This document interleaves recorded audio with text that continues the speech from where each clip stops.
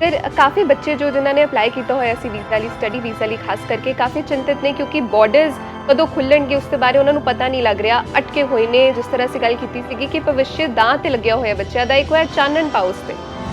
COPR holders, so confirmation of permanent residency ਜਿਨ੍ਹਾਂ ਨੂੰ already ਮਿਲ ਚੁੱਕੀ ਹੈ, ਉਹਨਾਂ ਦੀ ਆਲਰੇਡੀ ਬਾਰਡਰਸ ਖੋਲ ਦਿੱਤੇ ਗਏ ਨੇ।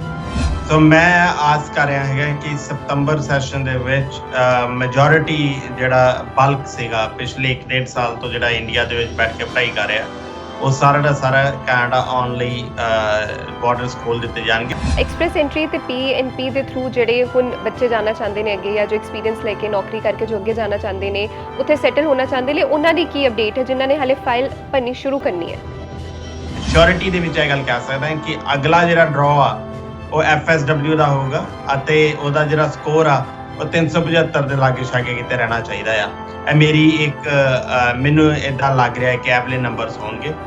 ਸੋ PNPs ਇੱਕ ਬਹੁਤ ਵਧੀਆ ਤਰੀਕਾ, ਜਿਹੜੇ ਐਕਸਪ੍ਰੈਸ ਐਂਟਰੀ 'ਚ ਨਹੀਂ ਕੁਆਲੀਫਾਈ ਹੁੰਦੇ ਹੈਗੇ ਉਹਨਾਂ ਲੋਕਾਂ ਨੂੰ PNP ਵਾਲਾ ਰੁਖ ਕਰਨਾ ਚਾਹੀਦਾ। PNPs ਦੇ ਵਿੱਚ ਅਨੇਕਾਂ ਹੀ ਪ੍ਰੋਗਰਾਮਸ ਨੇ ਜਿਨ੍ਹਾਂ 'ਚੋਂ ਕੁਆਲੀਫਾਈ ਕਰ ਸਕਦੇ ਨੇ। ਕਈ ਮਹੀਨਿਆਂ ਤੋਂ ਬੱਚਿਆਂ ਦੀ ਵੀਡੀਓਜ਼ ਆ ਰਹੀਆਂ ਸੀ, ਗੱਲ ਹੋ ਰਹੀ ਸੀ, ਤਾਂ ਕਹਿ ਰਹੇ ਸਨ ਕਿ ਨੌਕਰੀਆਂ ਮਿਲਣੀਆਂ ਔਖੀਆਂ ਹੋ ਗਈਆਂ ਨੇ ਕੋਵਿਡ ਕਰਕੇ ਵੀ, ਤੇ ਜਿਸ ਤਰ੍ਹਾਂ ਜੇ ਨਾਰਮਲਾਈਜ਼ ਹੋ ਰਿਹਾ ਤਾਂ ਕੀ ਲਾਈਵਲੀਹੁੱਡ ਆਪਸ਼ਨਸ ਇਨਫ ਰਹਿਣਗੀਆਂ ਉਹਨਾਂ ਲਈ? ਮੈਂ ਇੱਥੇ ਇੱਕ ਗੱਲ ਹੋਰ ਦੱਸ ਦਵਾਂ ਕਿ ਅਸੀਂ ਰਿਫਿਊਜ਼ਲ ਕੇਸਿਸ ਦੇ ਐਕਸਪਰਟ ਮੰਨੇ ਜਾਂਦੇ ਹੈਗੇ ਆ। ਜ਼ਿਆਦਾਤਰ ਸਟੂਡੈਂਟਸ ਜਦੋਂ ਰਿਫਿਊਜ਼ ਹੋ ਕੇ ਸਾਡੇ ਕੋਲੇ ਆਉਂਦੇ ਨੇ ਤੇ ਅਸੀਂ ਉਹਨਾਂ ਦੇ ਰਿਜ਼ਲਟਸ ਪੋਜ਼ਿਟਿਵ ਕਨਵਰਟ ਕਰਾਉਣ ਦੇ ਵਿੱਚ ਕਾਮਯਾਬ ਹੋਏ ਹੈਗੇ ਆ। ਆਈ ਹੈਵ ਸੀਨ ਐਡਸ ਕਿ ਹਾਂ ਬਈ ਇੰਨੇ ਪੈਸੇ ਵੀਜ਼ਾ ਲੱਗਣ ਤੋਂ ਬਾਅਦ ਜਾਂ ਇੰਨੇ ਪੈਸੇ ਵੀਜ਼ਾ ਲੱਗਣ ਤੋਂ ਪਹਿਲਾਂ। ਸਾਡਾ ਕੰਮ ਬਹੁਤ ਸਟ੍ਰੇਟ ਫਾਰਵਰਡ ਹੈ, ਨਾ ਪਹਿਲਾਂ ਨਾ ਬਾਅਦ 'ਚ, ਕੋਈ ਪੈਸੇ ਨਹੀਂ ਅਗਰ ਉਹ ਬੱਚਿਆਂ ਦੀ ਪ੍ਰੋਫਾਈਲਸ ਵਧੀਆ ਨੇ। ਤੁਸੀਂ ਅਨਲਿਮਿਟਿਡ ਲਾਈਵ ਕੁਐਸਚਨਸ ਪੁੱਛੋ, ਅਸੀਂ ਅਨਲਿਮਿਟਿਡ ਲਾਈਵ ਆਨਸਰਸ ਤੁਹਾਨੂੰ ਦੇਵਾਂਗੇ ਫ੍ਰੀ ਆਫ ਕਾਸਟ। ਉਹ ਐਕਚੁਅਲ ਦੇ ਵਿੱਚ ਜਿਹੜੀ ਇਮੀਗ੍ਰੇਸ਼ਨ ਆ, ਹਾਰਡਕੋਰ ਇਮੀਗ੍ਰੇਸ਼ਨ ਆ, ਉਹ ਟ੍ਰਿਬਿਊਨਲਸ ਆ ਜਾਂ HNCs ਨੇ। ਸੋ ਉਹ ਮਹਿੰਗੇ ਕੇਸਿਸ, ਮਹਿੰਗੇ ਦਾ ਮਤਲਬ ਕਿ ਮੁਸ਼ਕਿਲ ਕੇਸਿਸ ਜਿਹੜੇ ਨੇ ਉਹ ਅਸੀਂ ਹੈਂਡਲ ਕਰਦੇ ਹਾਂ। ਸਤਿ ਸ਼੍ਰੀ ਅਕਾਲ, ਤੁਸੀਂ ਦੇਖ ਰਹੇ ਹੋ ਡੇਲੀ ਪੋਸਟ ਪੰਜਾਬੀ। ਮੈਂ ਹਾਂ ਦਿਨੋਂ ਦਿਨ ਪੰਜਾਬ ਦੇ ਜੋ ਨੌਜਵਾਨ ਨੇ ਉਹ ਬਾਹਰ ਜਾਣ ਨੂੰ ਇੱਛੁਕ ਹੋ ਰਹੇ ਨੇ। ਉਹ ਜੇ ਤਰੀਕੇ ਲੱਭਦੇ ਨੇ ਕਿ ਬਾਹਰ ਜਾ ਕੇ ਸਟੱਡੀ ਪਰਮਿਟ ਤੇ ਬਾਹਰ ਜਾਈਏ, ਬਾਹਰ ਜਾ ਕੇ ਸੈਟਲ ਹੋ ਪਾਈਏ।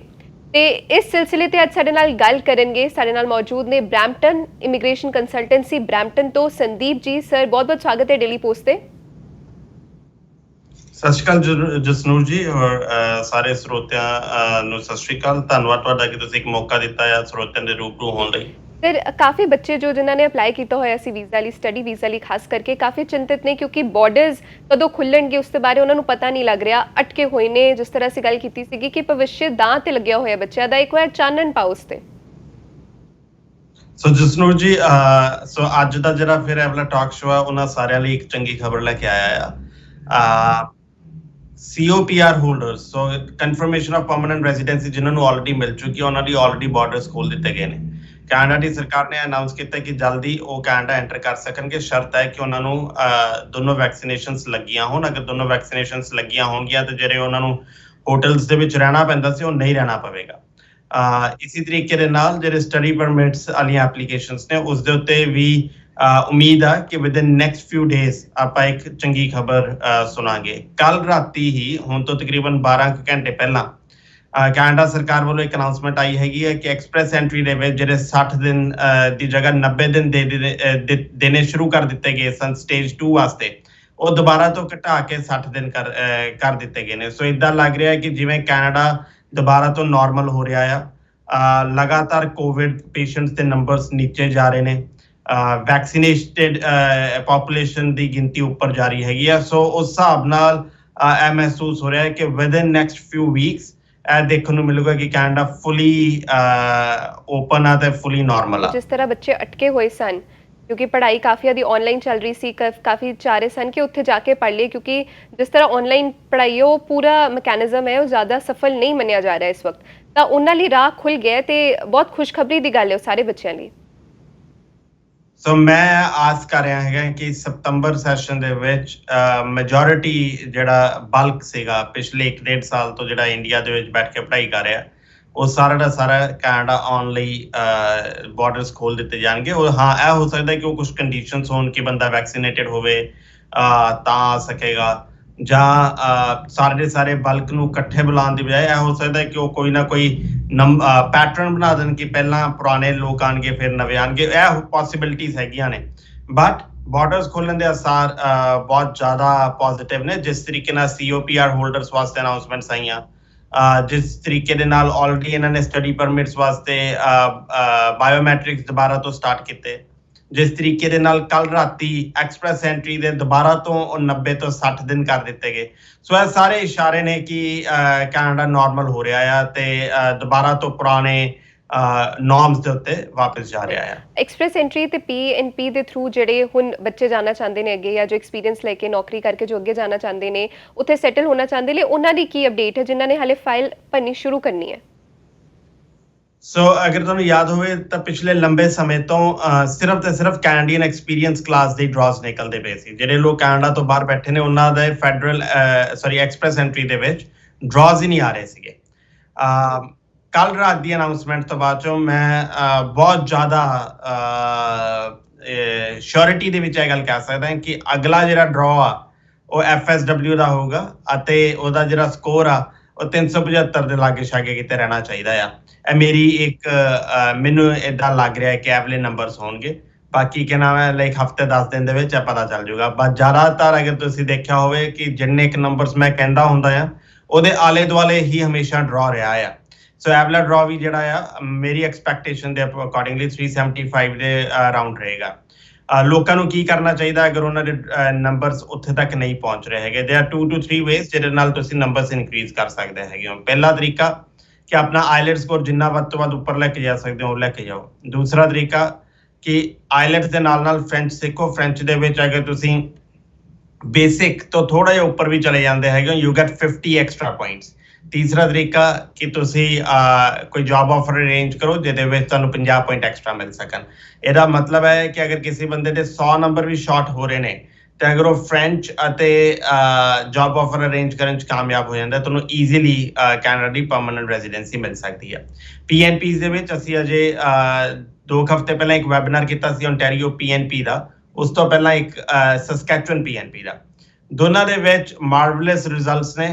ਓਨਟਾਰੀਓ PNP ਦਾ ਜਿਹੜਾ ਪਿਛਲਾ ਡਰਾ ਆ ਅੱਜ ਤੋਂ 4-5 ਦਿਨ ਪਹਿਲਾਂ ਹੀ ਨਿਕਲਿਆ, ਜਿਸ ਦੇ ਵਿੱਚ ਸਾਡੇ ਕਲਾਇੰਟ ਗੰਗਾਨਗਰ ਤੋਂ ਸੋਸ਼ਲ ਮੀਡੀਆ ਪਲੇਟਫਾਰਮਸ ਦੇ ਉੱਤੇ ਉਹਨਾਂ ਦੀ ਸਟੋਰੀਜ਼ ਵੀ ਪਈਆਂ ਨੇ ਕਿਸ ਤਰੀਕੇ ਨਾਲ ਉਹਨਾਂ ਨੂੰ ਓਨਟਾਰੀਓ PNP ਮਿਲੀ, ਕਿਸ ਤਰੀਕੇ ਨਾਲ ਅਸੀਂ ਉਹਨਾਂ ਦੀ ਮਦਦ ਕੀਤੀ ਹੈਗੀ ਆ।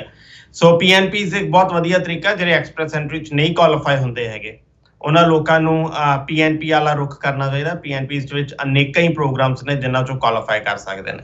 ਤਾਂ ਜਿਸ ਤਰ੍ਹਾਂ ਤੁਸੀਂ ਜ਼ਿਕਰ ਕੀਤਾ ਕਿ ਕਾਫੀ ਬੱਚਿਆਂ ਨੂੰ ਹੋ ਸਕਦਾ ਕਿ ਬਲਕ ਵਿੱਚ ਵੀ ਸੱਦਿਆ ਜਾਏ ਸੈਪਟੈਂਬਰ ਇਨਟੇਕ ਦੇ ਵਿੱਚ, ਤੇ ਉੱਥੇ ਕਈ ਬੱਚਿਆਂ ਦੇ ਵਿੱਚ ਦਿਮਾਗ ਦੇ ਵਿੱਚ ਕੁਐਸਚਨ ਜ਼ਰੂਰ ਆਏਗਾ ਕਿ ਉੱਥੇ ਲਾਈਵਲੀਹੁੱਡ ਦਾ ਕੀ ਬਣੇਗਾ, ਕਿ ਇੰਨੇ ਓਪਰਚੁਨਿਟੀਜ਼ ਹੋਣਗੀਆਂ ਕਿ ਉਹ ਆਪਣੀ ਲਾਈਫ ਉੱਥੇ ਸਸਟੇਨ ਕਰ ਪਾਣ। ਕਿਉਂਕਿ ਜੇ ਜ਼ਿਆਦਾ ਬੱਚੇ ਆਉਂਦੇ ਨੇ, ਅਸੀਂ ਦੇਖਿਆ ਕਿ ਪਿਛਲੇ ਕਈ ਮਹੀਨਿਆਂ ਤੋਂ ਬੱਚਿਆਂ ਦੀ ਵੀਡੀਓਜ਼ ਆ ਰਹੀਆਂ ਸੀ, ਗੱਲ ਹੋ ਰਹੀ ਸੀ, ਤੇ ਕਹਿ ਰਹੇ ਸਨ ਕਿ ਨੌਕਰੀਆਂ ਮਿਲਣੀਆਂ ਔਖੀਆਂ ਹੋ ਗਈਆਂ ਨੇ ਕੋਵਿਡ ਕਰਕੇ ਵੀ। ਤੇ ਜਿਸ ਤਰ੍ਹਾਂ ਜੇ ਨਾਰਮਲਾਈਜ਼ ਹੋ ਰਿਹਾ ਤਾਂ ਕੀ ਲਾਈਵਲੀਹੁੱਡ ਆਪਸ਼ਨਸ ਇਨਫ ਰਹਿਣਗੀਆਂ ਉਹਨਾਂ ਲਈ? So Canada is a land of opportunities, ਇਹ ਗੱਲ ਸਾਨੂੰ ਭੁੱਲਣੀ ਨਹੀਂ ਚਾਹੀਦੀ। ਹੋਰ ਦੂਸਰੀ ਜਿਹੜੀ ਗੱਲ ਹੈਗੀ ਆ ਜਿਹੜੀ ਮੇਜਰਲੀ ਜਿਹੜਾ ਕੈਨੇਡਾ ਨੂੰ ਬਾਕੀ ਮੁਲਕਾਂ ਨਾਲੋਂ ਅਲੱਗ ਕਰਦਾ ਹੈ ਕਿ ਕੈਨੇਡਾ ਨੇ ਕਦੀ ਇਹ ਵਖਰੇਵਾ ਨਹੀਂ ਕੀਤਾ ਕਿ ਕਿਹੜਾ ਕੈਨੇਡੀਅਨ ਸਿਟੀਜ਼ਨ ਆ ਤੇ ਕਿਹੜਾ ਇੰਟਰਨੈਸ਼ਨਲ ਸਟੂਡੈਂਟ ਆ ਜਾਂ ਵਰਕ ਪਰਮਿਟ ਤੇ ਆ। ਅਗਰ ਉਹਨਾਂ ਨੇ $2,000 ਪੈਂਡੇਮਿਕ ਦੌਰਾਨ ਕੈਨੇਡੀਅਨ ਸਿਟੀਜ਼ਨ ਨੂੰ ਦਿੱਤਾ ਤੇ ਸਰਕਾਰ ਨੇ ਉਹੀ $2,000 ਇੰਟਰਨੈਸ਼ਨਲ ਸਟੂਡੈਂਟਸ ਨੂੰ ਵੀ ਦਿੱਤਾ। ਔਰ ਇਹ ਇੱਕ ਖਾਸੀਅਤ ਹੈ ਕੈਨੇਡਾ ਦੀ ਕਿ ਇੱਥੇ ਸਾਰਿਆਂ ਨੂੰ ਇਕੁਅਲ ਓਪਰਚੁਨਿਟੀਜ਼ ਮਿਲਦੀਆਂ ਨੇ। ਜਿਸ ਤਰੀਕੇ ਨਾਲ ਇਸ ਟਾਈਮ ਖਾਸ ਕਰਕੇ ਅਗਰ ਮੈਂ ਓਨਟਾਰੀਓ ਦੀ ਗੱਲ ਕਰਾਂ ਕਿਉਂਕਿ ਸਭ ਤੋਂ ਵੱਡਾ ਜਿਹੜਾ ਇਮੀਗ੍ਰੈਂਟਸ ਦਾ ਏਰੀਆ ਆ ਉਹ ਓਨਟਾਰੀਓ ਗਿਣਿਆ ਜਾਂਦਾ ਆ। ਉਸ ਦੇ ਵਿੱਚ ਫੇਸ 1 ਆਲਮੋਸਟ ਸਾਰਾ ਖੁੱਲ ਚੁੱਕਾ ਆ। ਫੇਸ 2 ਜਿਹੜਾ ਆ ਉਹ ਇਸ ਹਫਤੇ ਖੁੱਲ ਜਾਣਾ ਆ ਤੇ ਆਸ ਹੈ ਕਿ ਜੁਲਾਈ ਐਂਡ ਤੱਕ ਓਨਟਾਰੀਓ ਸ਼ਾਇਦ ਫੁੱਲੀ ਓਪਨ ਹੋਏਗਾ। ਜਿਵੇਂ ਇਹ ਓਪਨਿੰਗ ਸ਼ੁਰੂ ਹੋਣਗੀਆਂ ਉਸੇ ਤਰੀਕੇ ਨਾਲ ਹੀ ਜੌਬ ਓਪਰਚੁਨਿਟੀਜ਼ ਵੀ ਸ਼ੁਰੂ ਹੋ ਜਾਣਗੀਆਂ। ਸੋ ਇਹ ਸਾਰੀਆਂ ਗੱਲਾਂ ਓਪਰਚੁਨਿਟੀਜ਼ ਇਸ ਲਈ ਘਟੀਆਂ ਸੀ ਕਿਉਂਕਿ ਦੁਨੀਆ ਭਰ ਦੇ ਵਿੱਚ ਇੱਕ ਪੈਂਡੇਮਿਕ ਸੀਗਾ। ਉਸ ਪੈਂਡੇਮਿਕ ਕਰਕੇ ਹੀ ਇਹ ਸਾਰੀਆਂ ਪ੍ਰੋਬਲਮਸ ਆ ਰਹੀਆਂ ਸੀਗੀਆਂ। ਸਟੂਡੈਂਟਸ ਵਾਸਤੇ ਇੱਕ ਹੋਰ ਚੰਗੀ ਖਬਰ ਮੈਂ ਦੇ ਦਿੰਦਾ ਇੱਥੇ ਹੀ ਕਿ ਇੱਕ ਗੱਲ ਸਮਝਣੀ ਪਵੇਗੀ ਕਿ ਇਸ ਪੈਂਡੇਮਿਕ ਨੇ ਦੁਨੀਆ ਭਰ ਦੇ ਵਿੱਚ ਇਕਨੋਮਿਕਲ ਲਾਸ ਕੀਤਾ ਹੈ। ਹਰੇਕ ਮੁਲਕ ਨੇ ਆਪਣਾ ਇਕਨੋਮਿਕਲ ਲਾਸ ਨੂੰ ਪੂਰਾ ਕਰਨ ਦੀ ਕੋਸ਼ਿਸ਼ ਕਰਨੀ, ਉਹਦੇ ਵਿੱਚ ਭਾਵੇਂ ਕੈਨੇਡਾ ਆ। ਕੈਨੇਡਾ ਦੇ ਕੋਲ ਜਿਹੜੀਆਂ ਆਪਸ਼ਨਸ ਨੇ ਆਪਣਾ ਪੈਸਾ ਪੂਰਾ ਕਰਨ ਦੀਆਂ, ਉਹਨਾਂ ਵਿੱਚੋਂ ਦੀ ਜਿਹੜਾ ਮੇਜਰ ਫੈਕਟਰ ਆ ਉਹ ਇਮੀਗ੍ਰੇਸ਼ਨ ਆ। ਇਮੀਗ੍ਰੇਸ਼ਨ ਦੇ ਵਿੱਚ ਵੀ ਇੱਕ ਬਲਕ ਸੈਕਟਰ ਜਿਹੜਾ ਆ ਉਹ ਸਟੱਡੀ ਪਰਮਿਟਸ ਨੇ।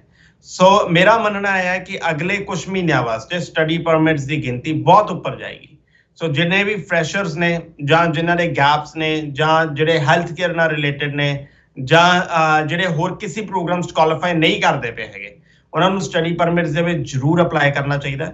ਮੈਂ ਇੱਥੇ ਇੱਕ ਗੱਲ ਹੋਰ ਦੱਸ ਦਵਾਂ ਕਿ ਅਸੀਂ ਰਿਫਿਊਜ਼ਲ ਕੇਸਿਸ ਦੇ ਐਕਸਪਰਟ ਮੰਨੇ ਜਾਂਦੇ ਹੈਗੇ ਆ। ਜ਼ਿਆਦਾਤਰ ਸਟੂਡੈਂਟਸ ਜਦੋਂ ਰਿਫਿਊਜ਼ ਹੋ ਕੇ ਸਾਡੇ ਕੋਲੇ ਆਉਂਦੇ ਨੇ ਤਾਂ ਅਸੀਂ ਉਹਨਾਂ ਦੇ ਰਿਜ਼ਲਟਸ ਪੋਜ਼ਿਟਿਵ ਕਨਵਰਟ ਕਰਾਉਣ ਦੇ ਵਿੱਚ ਕਾਮਯਾਬ ਹੋਏ ਹੈਗੇ ਆ। ਨਾਟ ਓਨਲੀ ਦਿਸ, ਅਗਰ ਸਪਾਊਜ਼ਲ ਓਪਨ ਵਰਕ ਪਰਮਿਟ ਦੀ ਗੱਲ ਕਰੀਏ, ਕਿਉਂਕਿ ਸਟੂਡੈਂਟਸ ਵਾਸਤੇ ਜਾਂ ਜਿਹੜਾ ਬੰਦਾ ਪੋਸਟ ਗ੍ਰੈਜੂਏਸ਼ਨ ਵਰਕ ਪਰਮਿਟ ਤੇ ਜਾ ਚੁੱਕਾ ਆ, ਉਹਨਾਂ ਵਾਸਤੇ ਬਹੁਤ ਵਧੀਆ ਆਪਸ਼ਨਸ ਹੈ ਕਿ ਕੈਨੇਡਾ ਉਹਨਾਂ ਦੇ ਪਰਿਵਾਰ ਨੂੰ ਰੀਯੂਨਾਈਟ ਕਰਦਾ ਹੈ ਤੇ ਮੌਕਾ ਦਿੰਦਾ ਹੈ ਕਿ ਉਹਨਾਂ ਦੇ ਸਪਾਊਸ ਕੈਨੇਡਾ ਜਾ ਕੇ ਕੰਮ ਕਰ ਸਕਣ। ਸੋ ਉਹਨਾਂ ਲਈ ਵੀ ਇਹ ਇੱਕ ਆਪਸ਼ਨਸ ਵਧੀਆ ਨੇ ਕਿ ਹਾਂ ਅਗਰ ਸਟੂਡੈਂਟ ਆ ਚੁੱਕਾ ਹੈ ਕੈਨੇਡਾ ਦੇ ਵਿੱਚ ਤਾਂ ਉਹ ਆਪਣੇ ਸਪਾਊਸ ਨੂੰ ਓਪਨ ਵਰਕ ਪਰਮਿਟ ਤੇ ਸੱਦੇ, ਜਾਂ ਅਗਰ ਉਹ PGWP ਤੇ ਹੈ ਤੇ ਅਸੀਂ ਉਹਨਾਂ ਦੀ ਮਦਦ ਕਰ ਸਕਦੇ ਹਾਂ ਕਿ ਉਹਨਾਂ ਨੂੰ 3 ਪੇ ਸਟਬਸ ਚਾਹੀਦੀਆਂ ਹੁੰਦੀਆਂ ਨੇ। ਜਦੋਂ ਪੇ ਸਟਬਸ ਮਿਲ ਜਾਣ ਤੇ ਉਹ ਆਪਣੇ ਸਪਾਊਸ ਨੂੰ ਕੈਨੇਡਾ ਸੱਦ ਸਕਦੇ ਨੇ। ਸੋ ਉਹਨਾਂ ਨੂੰ OAB ਦੀਆਂ ਜੌਬਸ ਚਾਹੀਦੀਆਂ ਨੇ। ਅਗਰ ਉਹਨਾਂ 'ਚ ਵੀ ਉਹਨਾਂ ਨੂੰ ਹੈਲਪ ਚਾਹੀਦੀ ਹੋਵੇ ਤਾਂ ਅਸੀਂ ਉਸ ਦੇ ਵਿੱਚ ਵੀ ਉਹਨਾਂ ਦੀ ਮਦਦ ਕਰਨ ਦੀ ਕੋਸ਼ਿਸ਼ ਕਰ ਸਕਦੇ ਹੈਗੇ। ਸੋ ਦ ਪੁਆਇੰਟ ਇਜ਼ ਕਿ ਬਰੈਂਪਟਨ ਇਮੀਗ੍ਰੇਸ਼ਨ ਜਿਹੜਾ ਆ ਉਹ ਇੱਕ ਲਾਇਸੈਂਸਡ ਇਮੀਗ੍ਰੇਸ਼ਨ ਕੰਸਲਟੈਂਸੀ ਆ। ਮੈਂ ਕੈਨੇਡੀਅਨ ਲਾਇਸੈਂਸਡ ਇਮੀਗ੍ਰੇਸ਼ਨ ਕੰਸਲਟੈਂਟ ਹਾਂ। ਮੇਰੇ ਆਫਿਸ ਦੇ ਵਿੱਚ ਅਸੀਂ 6 ICCRC ਕੰਸਲਟੈਂਟਸ ਆ, ਲਾਇਰਸ ਨੇ, ਪੈਰਾਲੀਗਲਸ ਨੇ, ਕਾਫੀ ਹੋਰ ਬੰਦੇ ਨੇ। ਸੋ ਦ ਪੁਆਇੰਟ ਇਜ਼ ਕਿ ਅਗਰ ਤੁਹਾਨੂੰ ਔਰ ਸਟੱਡੀ ਪਰਮਿਟਸ ਦੀ ਇੱਕ ਖਾਸ ਗੱਲ ਆ ਬਰੈਂਪਟਨ ਇਮੀਗ੍ਰੇਸ਼ਨ ਦੀ ਕਿ ਅਗਰ ਤੁਸੀਂ 3 ਸ਼ਰਤਾਂ ਪੂਰੀਆਂ ਕਰਦੇ ਹੋਵੋ। ਪਹਿਲੀ ਸ਼ਰਤ ਕਿ ਤੁਹਾਡਾ ਆਈਲੈਟਸ ਦਾ ਸਕੋਰ ਵਧੀਆ ਹੋਵੇ, ਦੂਸਰੀ ਸ਼ਰਤ ਕਿ ਤੁਹਾਡਾ ਐਕੈਡੈਮਿਕ ਰੈਕੋਰਡ ਵਧੀਆ ਹੋਵੇ, ਤੇ ਤੀਸਰੀ ਸ਼ਰਤ ਕਿ ਤੁਹਾਨੂੰ ਕੋਈ ਰਿਫਿਊਜ਼ਲ ਨਾ ਮਿਲੀ ਹੋਵੇ ਤੇ ਗੈਪ ਨਾ ਹੋਵੇ। ਅਗਰ ਇਹ ਵਾਲੀਆਂ ਕੰਡੀਸ਼ਨ ਤੁਸੀਂ ਫੁਲਫਿਲ ਕਰਦੇ ਹੋ ਤਾਂ ਬਰੈਂਪਟਨ ਇਮੀਗ੍ਰੇਸ਼ਨ $1 ਨਾ ਪਹਿਲਾਂ ਚਾਰਜ ਕਰਦਾ ਹੈ ਤੇ ਨਾ ਬਾਅਦ ਚੋਂ। ਅਸੀਂ ਫ੍ਰੀ ਸਰਵਿਸਿਜ਼ ਪ੍ਰੋਵਾਈਡ ਕਰਦੇ ਹੈਗੇ ਆ ਉਹਨਾਂ ਸਟੂਡੈਂਟਸ ਨੂੰ ਜਿਹੜੀਆਂ ਆਪਣੀਆਂ 3-4 ਕੰਡੀਸ਼ਨਸ ਫੁਲਫਿਲ ਕਰਦੇ ਹੋਣ। ਹਾਂ, ਇੱਥੇ ਮੈਂ ਇੰਨਾ ਜ਼ਰੂਰ ਮੈਂਸ਼ਨ ਕਰ ਦਵਾਂ ਕਿ ਜਿਹੜੀ ਸਰਕਾਰੀ ਫੀਸਿਸ ਨੇ ਜਾਂ ਜਿਹੜੀਆਂ ਕਾਲਜਾਂ ਦੀਆਂ ਫੀਸਾਂ ਨੇ ਉਹ ਜ਼ਰੂਰ ਤੁਸੀਂ ਪੇ ਕਰਨੀਆਂ। ਸਾਡੀ ਕੋਈ ਸਰਵਿਸ ਫੀਸ ਨਹੀਂ ਹੋਏਗੀ ਅਗਰ ਤੁਸੀਂ ਸਾਡੇ ਥਰੂ ਸਟੱਡੀ ਪਰਮਿਟਸ ਲਗਵਾਉਣੀਆਂ। ਮਤਲਬ ਜਿਹੜੇ ਡਿਜ਼ਰਵਿੰਗ ਸਟੂਡੈਂਟਸ ਨੇ ਉਹਨਾਂ ਲਈ ਇੱਕ ਐਕਸਟਰਾ ਰਾਹ ਤੁਹਾਡੇ ਵੱਲੋਂ ਖੋਲਿਆ ਜਾਂਦਾ ਹੈ ਕਿ ਜੋ ਡਿਜ਼ਰਵਿੰਗ ਨੇ, ਜੋ ਆਪਣਾ ਫਿਊਚਰ ਇਸ ਕੰਟਰੀ ਵਿੱਚ ਸੈਟਲ ਕਰਨਾ ਚਾਹੁੰਦੇ ਨੇ, ਤਾਂ ਤੁਸੀਂ ਉਹਨਾਂ ਨੂੰ ਇੱਕ ਹੋਰ ਓਪਰਚੁਨਿਟੀ ਦੇ ਰਹੇ ਹੋ। ਬਿਲਕੁਲ, ਐਂਡ ਇਹ ਇੱਕ ਤਰੀਕੇ ਨਾਲ ਅਸੀਂ ਉਹਨਾਂ ਨੂੰ ਗੋਸਟ ਕੰਸਲਟੈਂਟਸ ਤੋਂ ਵੀ ਬਚਾ ਰਹੇ ਹੈਗੇ ਆ। ਸੋ ਦੈਟ ਇੱਥੇ ਡਾਇਰੈਕਟਲੀ ਉਹ free of cost licensed immigration consultants ਉਹਨਾਂ ਦੀਆਂ ਫਾਈਲਿੰਗਸ ਲਾਣ। ਸੈਕੰਡਲੀ ਇਹ ਇੱਕ ਤਰੀਕੇ ਨਾਲ ਇਸ type of giving back to community ਕਿ ਜਿਹੜੇ ਬੱਚੇ ਪੜ੍ਹਨ ਵਾਲੇ ਆ, ਅੱਛੇ ਬੱਚੇ ਨੇ, ਉਹਨਾਂ ਦੀ ਮਦਦ ਕੀਤੀ ਜਾ ਸਕੇ ਅਤੇ ਉਹ ਕੈਨੇਡਾ ਦੇ ਵਿੱਚ ਸੌਖੇ ਤਰੀਕੇ ਨਾਲ ਆ ਸਕਣ। ਇੰਸਟੈਡ ਕਿ ਆਈ ਹੈਵ ਸੀਨ ਐਡਸ ਕਿ ਹਾਂ ਬਈ ਇੰਨੇ ਪੈਸੇ ਵੀਜ਼ਾ ਲੱਗਣ ਤੋਂ ਬਾਅਦ ਜਾਂ ਇੰਨੇ ਪੈਸੇ ਵੀਜ਼ਾ ਲੱਗਣ ਤੋਂ ਪਹਿਲਾਂ। ਸਾਡਾ ਕੰਮ ਬਹੁਤ ਸਟ੍ਰੇਟ ਫਾਰਵਰਡ ਹੈ, ਨਾ ਪਹਿਲਾਂ ਨਾ ਬਾਅਦ 'ਚ, ਕੋਈ ਪੈਸੇ ਨਹੀਂ ਅਗਰ ਉਹ ਬੱਚਿਆਂ ਦੀ ਪ੍ਰੋਫਾਈਲਸ ਵਧੀਆ ਨੇ। ਤੇ ਤੁਹਾਡੀ ਕੰਪਨੀ ਵੱਲੋਂ ਬਹੁਤ ਸਾਰੇ ਵੈਬਿਨਾਰਸ ਆਰਗੇਨਾਈਜ਼ ਕੀਤੇ ਜਾਂਦੇ ਆ ਕਿ ਜਿਹੜੇ ਵੀ ਬੱਚਿਆਂ ਦੇ ਮਨ ਵਿੱਚ ਸਵਾਲ ਨੇ ਉਹ ਡਾਇਰੈਕਟਲੀ ਤੁਸੀਂ ਆਨਲਾਈਨ ਆ ਕੇ ਉਹਨਾਂ ਦਾ ਜਵਾਬ ਦਿੰਦੇ ਹੋ, ਉਹਨਾਂ ਦੀ ਮੁਸ਼ਕਿਲਾਂ ਵਿੱਚ ਉਹਨਾਂ ਦਾ ਸਾਥ ਦਿੰਦੇ ਹੋ। ਤੇ ਅਗਲਾ ਵੈਬਿਨਾਰ ਤੁਹਾਡੇ ਵੱਲੋਂ ਕਦੋਂ ਕਰਵਾਇਆ ਜਾ ਰਿਹਾ ਹੈ? ਸੋ ਹਰੇਕ ਸ਼ਨੀਵਾਰ ਐਵਰੀ ਸੈਟਰਡੇ ਅਲੱਗ-ਅਲੱਗ ਇਮੀਗ੍ਰੇਸ਼ਨ ਟੌਪਿਕਸ ਦੇ ਉੱਤੇ ਸਾਡੇ ਵੈਬਿਨਾਰਸ ਹੁੰਦੇ ਨੇ ਔਰ ਹਰੇਕ ਦੇ ਵਿੱਚ ਤਕਰੀਬਨ 1500 ਤੋਂ 2000 ਇੰਡੀਵਿਜੂਅਲਸ ਇਸ ਵੈਬਿਨਾਰ ਦੇ ਵਿੱਚ ਦੁਨੀਆ ਭਰ ਤੋਂ ਸ਼ਮੂਲੀਅਤ ਕਰਦੇ ਨੇ। ਇਸ ਹਫਤੇ ਦਾ ਵੈਬਿਨਾਰ ਜਿਹੜਾ ਹੈ ਉਹ 3 ਜੁਲਾਈ ਰਾਤੀ 8:30 ਵਜੇ ਸੇਮ ਟਾਈਮ 3 ਜੁਲਾਈ ਰਾਤੀ 8:30 ਵਜੇ ਸਾਡੇ ਫੇਸਬੁੱਕ ਪੇਜ ਦੇ ਉੱਤੇ ਆ। ਸਾਡੇ ਫੇਸਬੁੱਕ ਪੇਜ ਨੂੰ ਜਰੂਰ ਲਾਈਕ ਤੇ ਸ਼ੇਅਰ ਕਰੋ ਸੋ ਦੈਟ ਤੁਸੀਂ ਵੱਧ ਤੋਂ ਵੱਧ ਉਹਨਾਂ ਇਨਫੋਰਮੇਸ਼ਨ ਦਾ ਲਾਹਾ ਲੈ ਸਕੋ। ਨਾਟ ਓਨਲੀ ਦਿਸ, ਇਸ ਵੈਬਿਨਾਰ ਦੇ ਵਿੱਚ ਮੈਂ ਹੀ ਇਕੱਲਾ ਨਹੀਂ, ਮੇਰੀ ਪੂਰੀ ਲਾਇਸੈਂਸ ਟੀਮ, ਸੋ 6 ਦੇ 6 ਲਾਇਸੈਂਸਡ ਇਮੀਗ੍ਰੇਸ਼ਨ ਕੰਸਲਟੈਂਟਸ ਲਾਈਵ ਹੋਣਗੇ। ਤੇ ਇਹ ਸੈਸ਼ਨ ਦਾ ਨਾ ਹੀ ਅਸੀਂ ਕੁਐਸਚਨਸ ਐਂਡ ਆਨਸਰਸ ਰੱਖਿਆ ਹੈ। ਤੁਸੀਂ ਅਨਲਿਮਿਟਿਡ ਲਾਈਵ ਕੁਐਸਚਨਸ ਪੁੱਛੋ, ਅਸੀਂ ਅਨਲਿਮਿਟਿਡ ਲਾਈਵ ਆਨਸਰਸ ਤੁਹਾਨੂੰ ਦੇਵਾਂਗੇ ਫ੍ਰੀ ਆਫ ਕਾਸਟ। ਤਾਂ ਜਿਸ ਤਰ੍ਹਾਂ ਤੁਸੀਂ ਹਰ ਸੈਟਰਡੇ ਤੁਸੀਂ ਜ਼ਿਕਰ ਕੀਤਾ ਕਿ ਬੱਚਿਆਂ ਨਾਲ ਗੱਲ ਕਰਦੇ ਹੋ, ਸਭ ਤੋਂ ਜ਼ਿਆਦਾ ਮੁਸ਼ਕਿਲ ਕਿਹੜੀ ਉਸ ਵਕਤ ਫੇਸ ਕਰ ਰਹੇ ਨੇ? ਜ਼ਿਆਦਾ ਕੁਐਸਚਨਸ ਕਾਹਦੇ ਆ ਰਹੇ ਨੇ?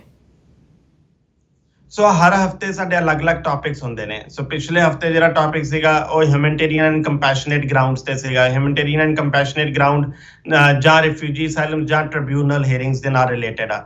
ਸੋ ਜਦੋਂ ਅਸੀਂ ਟ੍ਰਿਬਿਊਨਲਸ ਜਾਣਾ ਆ, ਕਿਸੇ ਬੰਦੇ ਦੇ ਉੱਤੇ ਮਿਸਰਿਪਰੈਜ਼ੈਂਟੇਸ਼ਨ ਦਾ 5 ਸਾਲ ਦਾ ਬੈਨ ਲੱਗਿਆ ਤਾਂ ਉਹ ਬੈਨ ਗਲਤ ਆ, ਤਾਂ ਅਸੀਂ ਉਸ ਤਰੀਕੇ ਉਹਨਾਂ ਕੇਸਿਸ ਨੂੰ ਕਿਵੇਂ ਕੋਰਟ ਦੇ ਵਿੱਚ ਟ੍ਰਿਬਿਊਨਲਸ ਜਾ ਕੇ ਉਹਨਾਂ ਨੂੰ ਬਚਾ ਸਕਦੇ ਆ। ਜਾਂ ਕਾਫੀ ਐਸੇ ਲੋਕ ਹੁੰਦੇ ਨੇ ਜਿਨ੍ਹਾਂ ਨੇ ਮਿਸਰਿਪਰੈਜ਼ੈਂਟੇਸ਼ਨ ਗਲਤ ਲੱਗੀ ਹੁੰਦੀ ਆ, ਉਹਨਾਂ ਨੇ ਮਿਸਰਿਪਰੈਜ਼ੈਂਟੇਸ਼ਨ ਕੀਤੀ ਨਹੀਂ ਹੁੰਦੀ ਹੈਗੀ। ਸੋ ਉਹਨਾਂ ਕੇਸਿਸ ਨੂੰ ਵੀ ਅਸੀਂ ਕਿਸ ਤਰੀਕੇ ਨਾਲ 5 ਸਾਲ ਦਾ ਬੈਨ ਹਟਾਉਣ ਲਈ ਉਹਨਾਂ ਦੀ ਮਦਦ ਕਰ ਸਕਦੇ ਹਾਂ। ਜਾਂ ਕਾਫੀ ਲੋਕ ਐਸੇ ਨੇ ਜਿਨ੍ਹਾਂ ਨੇ ਪਰਮਨੈਂਟ ਰੈਜ਼ੀਡੈਂਸੀ ਅਪਲਾਈ ਕੀਤੀ ਹੁੰਦੀ ਹੈ ਤੇ ਉਹ ਰਿਫਿਊਜ਼ਲ ਆ ਜਾਂਦੀ ਆ। How can we help them ਕਿ ਉਹ ਜਿਹੜੀ ਰਿਫਿਊਜ਼ਲ ਆਈ ਹੈ ਉਹਨੂੰ ਫਾਈਟ ਕਰਨ ਦੇ ਵਿੱਚ, ਜਾਂ ਕੋਈ ਸਿੰਗਲ ਪੇਰੈਂਟ ਆ ਤੇ ਉਹ ਕੈਨੇਡਾ 'ਚ ਟੂਰਿਸਟ ਵੀਜ਼ਾ ਤੇ ਆਇਆ ਹੋਇਆ ਹੈ ਤੇ ਉਹ ਪਰਮਾਨੈਂਟ ਹੋਣਾ ਚਾਹੁੰਦਾ ਹੈ, ਪਰਮਾਨੈਂਟ ਰੈਜ਼ੀਡੈਂਸੀ ਲੈਣਾ ਚਾਹੁੰਦਾ ਹੈ, HNC ਦੇ ਅਧੀਨ ਉਹਨਾਂ ਨੂੰ ਪਰਮਾਨੈਂਟ ਰੈਜ਼ੀਡੈਂਸੀਜ਼ ਮਿਲ ਸਕਦੀਆਂ ਨੇ। ਸੋ ਇਦਾਂ ਦੇ ਕਾਫੀ ਕੁਐਸਚਨਸ ਹੁੰਦੇ ਆ, ਜ਼ਿਆਦਾਤਰ ਸਵਾਲ LMIs ਦੇ ਉੱਤੇ ਹੁੰਦੇ ਆ ਜਾਂ ਵਰਕ ਪਰਮਿਟਸ ਤੇ ਹੁੰਦੇ ਹੈਗੇ ਆ। ਸੋ ਜਿੰਨੇ ਵੀ ਸਾਡੇ ਸਰੋਤੇ ਆਵਾਜ਼ ਸੁਣਦੇ ਪਏ ਆ, ਖਾਸ ਕਰਕੇ ਅਗਰ ਕੋਈ ਟਰੱਕ ਡਰਾਈਵਰਸ ਨੇ ਦੁਬਈ, ਕੁਵੈਤ ਦੇ ਵਿੱਚ, ਤਾਂ ਅਸੀਂ ਉਹਨਾਂ ਦੀ ਮਦਦ ਕਰ ਸਕਦੇ ਹਾਂ। ਅਗਰ ਕਿਸੇ ਨੂੰ ਕਾਰਪੈਂਟਰਸ, ਪੇਂਟਰਸ ਜਾਂ glass cutters, dairy farm workers, ਅਗਰ ਇਹਨਾਂ ਵਿੱਚ ਵੀ ਕੋਈ ਮਦਦ ਲੈਣਾ ਚਾਹੁੰਦਾ ਹੈ, we can help them। So our company helps you with everything. ਤੁਸੀਂ ਟੂਰਿਸਟ ਪਰਮਿਟ ਤੋਂ ਲੈ ਕੇ ਭਾਵੇਂ ਇਨਵੈਸਟਰ ਕੈਟਾਗਰੀਜ਼ ਹੋਣ, ਭਾਵੇਂ ਟ੍ਰਿਬਿਊਨਲ ਹੀਅਰਿੰਗਸ ਤੱਕ। ਸੋ ਜਦੋਂ ਮੈਂ ਲਾਇਸੈਂਸ ਕੰਸਲਟੈਂਟਸ ਦੀ ਗੱਲ ਕਰਦਾ ਤੇ ਇਹ ਇੱਕ ਖਾਸੀਅਤ ਆ ਕਿ ਜਿਹੜਾ ਇੱਕ ਗੋਸਟ ਕੰਸਲਟੈਂਟ ਆ ਉਹ ਤੁਹਾਡਾ ਕੇਸ ਕਦੀ ਵੀ ਟ੍ਰਿਬਿਊਨਲ 'ਚ ਨਹੀਂ ਲੈ ਕੇ ਜਾ ਸਕਦਾ। ਉਹਨਾਂ ਨੇ ਕਈਆਂ ਨੇ ਤਾਂ ਸ਼ਾਇਦ ਕੈਨੇਡਾ ਦੀ ਸ਼ਕਲ ਵੀ ਨਾ ਦੇਖੀ ਹੋਵੇ, ਬਟ ਕਈਆਂ ਮੈਜੋਰਿਟੀ ਬੰਦਿਆਂ ਨੇ ਟ੍ਰਿਬਿਊਨਲ ਦੀ ਸ਼ਕਲ ਤੱਕ ਨਹੀਂ ਦੇਖੀ ਹੁੰਦੀ, ਕਿਉਂਕਿ ਉਹ ਐਕਚੁਅਲ ਦੇ ਵਿੱਚ ਜਿਹੜੀ ਇਮੀਗ੍ਰੇਸ਼ਨ ਆ, ਹਾਰਡਕੋਰ ਇਮੀਗ੍ਰੇਸ਼ਨ ਆ, ਉਹ ਟ੍ਰਿਬਿਊਨਲਸ ਆ ਜਾਂ HNCs ਨੇ। ਸੋ ਉਹ ਮਹਿੰਗੇ ਕੇਸਿਸ, ਮਹਿੰਗੇ ਦਾ ਮਤਲਬ ਕਿ ਮੁਸ਼ਕਿਲ ਕੇਸਿਸ ਜਿਹੜੇ ਨੇ ਉਹ ਅਸੀਂ ਹੈਂਡਲ ਕਰਦੇ ਹਾਂ।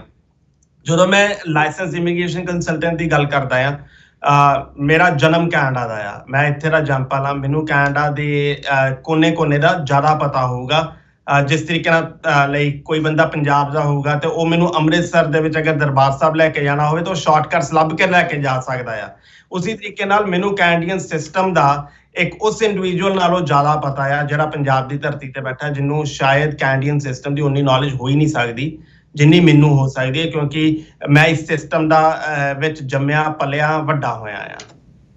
ਇਸੇ ਬਹੁਤ-ਬਹੁਤ ਸ਼ੁਕਰੀਆ ਸਾਡੇ ਨਾਲ ਜੁੜਨ ਲਈ। ਇੱਕ ਵਾਰ ਦਰਸ਼ਕਾਂ ਨੂੰ ਦੱਸ ਦਿੰਦੇ ਆ ਕਿ 23 ਜੁਲਾਈ ਨੂੰ ਇੰਡੀਅਨ ਟਾਈਮ 8:30 ਵਜੇ ਲਾਈਵ ਵੈਬਿਨਾਰ ਹੋਣ ਜਾ ਰਿਹਾ ਹੈ ਬ੍ਰੈਂਪਟਨ ਇਮੀਗ੍ਰੇਸ਼ਨ ਕੰਸਲਟੈਂਸੀ ਵੱਲੋਂ। ਤਾਂ ਜਿਹੜੇ ਵੀ ਬੱਚੇ ਸਾਨੂੰ ਦੇਖ ਰਹੇ ਨੇ ਜੋ ਬਾਹਰ ਜਾਣ ਦੇ ਚਾਹਵਾਨ ਨੇ, ਉਹ ਲੌਗਇਨ ਕਰ ਸਕਦੇ ਨੇ ਫੇਸਬੁੱਕ ਆਈਡੀ ਤੋਂ, ਇਹਨਾਂ ਦੇ ਪੇਜ ਨਾਲ ਜੁੜ ਸਕਦੇ ਨੇ ਤੇ ਜਿਹੜੇ ਵੀ ਤੁਹਾਡੇ ਮਨ ਵਿੱਚ ਸਵਾਲ ਨੇ ਉਹਨਾਂ ਦਾ ਤੁਹਾਨੂੰ ਲਾਈਵ ਜਵਾਬ ਦਿੱਤਾ ਜਾਏਗਾ। ਸਰ ਬਹੁਤ-ਬਹੁਤ ਸ਼ੁਕਰੀਆ ਸਾਡੇ ਨਾਲ ਜੁੜਨ ਲਈ। ਬ੍ਰੈਂਪਟਨ ਤੋਂ ਸੰਦੀਪ ਜੀ ਅੱਜ ਸਾਡੇ ਨਾਲ ਜੁੜੇ ਸੀ, ਸਾਡੇ ਦਰਸ਼ਕਾਂ ਨੂੰ ਚਾਨਣ ਪਾਉਣ ਲਈ ਕਿ ਕਿਹੜੀ-ਕਿਹੜੀ ਤਕਲੀਫਾਂ ਜੋ ਫੇਸ ਕਰ ਰਹੇ ਨੇ ਹੁਣ ਬਾਹਰ ਜਾਣ ਲਈ, ਬਾਰਡਰਸ ਦਾ ਕੀ ਅਪਡੇਟ ਹੈ, ਸਟੱਡੀ ਵੀਜ਼ਾ ਤੇ ਉਹ ਕਿਸ ਤਰ੍ਹਾਂ ਅਪਲਾਈ ਕਰ ਸਕਦੇ ਨੇ ਹੁਣ, ਕਿਉਂਕਿ ਜੋ ਪ੍ਰੈਜ਼ੈਂਟ ਸਿਚੁਏਸ਼ਨ ਚੱਲ ਰਹੀ ਹੈ ਨੇ। ਸਭ ਕੁਝ ਦੱਸਣ ਲਈ ਬਹੁਤ-ਬਹੁਤ ਸ਼ੁਕਰੀਆ।